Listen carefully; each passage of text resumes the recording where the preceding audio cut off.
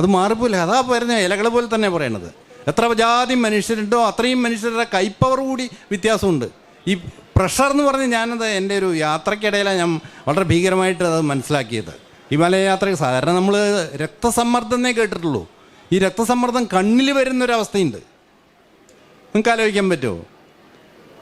ഐയിൽ blood pressure in I. അതുകൊണ്ട് അതിൻ്റെ റിസൾട്ട് എന്താ വെച്ചാൽ അന്ത്യം. പ്രത്യേകിച്ചും അതിൽ ഹിമസരോവറോ അതുപോലെയുള്ള മാനസരോവറിലൊക്കെ പോകുന്ന സമയത്ത് ഈ ഇതിൻ്റെ മാസ് ഓഫ് ഐസ് അതിലേക്ക് സൂര്യരശ്മി തന്ന് റിഫ്ലക്റ്റ് ചെയ്ത അഭൗമം എന്ന് പറയാവുന്ന അത്രയധികം വെളിച്ചം തട്ടുമ്പോൾ നമ്മുടെ കണ്ണിൽ വളരെ ഡാർക്ക് ഗ്ലാസസ് അവർ ഉപയോഗിക്കാൻ പറയും. ആരെങ്കിലും യാത്ര പോയിട്ടുണ്ടെങ്കിൽ അവർക്കറിയാം ഡാർക്ക് ഗ്ലാസ്സസ് ഉപയോഗിക്കണം എന്തായാലും, അല്ലെങ്കിൽ നിങ്ങളുടെ കണ്ണ് ചിലപ്പോൾ അഫക്റ്റഡ് ആവുമെന്ന്. അതുപോലെ അഫക്റ്റഡ് ആയ ഒരു സുഹൃത്ത്, 1-2 സുഹൃത്തുക്കളുണ്ട്. അവർക്ക് പെട്ടെന്ന് കാഴ്ച പോയി. രാവിലെ കാഴ്ച ഉണ്ടായിരുന്നു, ഉച്ചയ്ക്ക് കാഴ്ച ഉണ്ടായിരുന്നു, വൈകുന്നേരം കാഴ്ച. ഇതൊക്കെ ഈ എല്ലാ സമാധാനങ്ങളും ഹിമാദ്രിയൂണും ഹിമാഭിഷിക്തമായിട്ടുള്ള ഇതെല്ലാം മുഴുവൻ കണ്ട് ആനന്ദിച്ച് തിരിച്ച് മുറിയിൽ വരുമ്പോൾ ഇരുട്ട്, വെളിച്ചമുണ്ടെങ്കിലും ഇരുട്ട്. കഷ്ടിച്ചവർ 3 മാസം എടുത്തു അവരുടെ കണ്ണ് അവർ റീഗെയിൻ ചെയ്തു, ഈ ഐ പ്രഷർ എഫക്റ്റ് ചെയ്ത് പോയിട്ട്.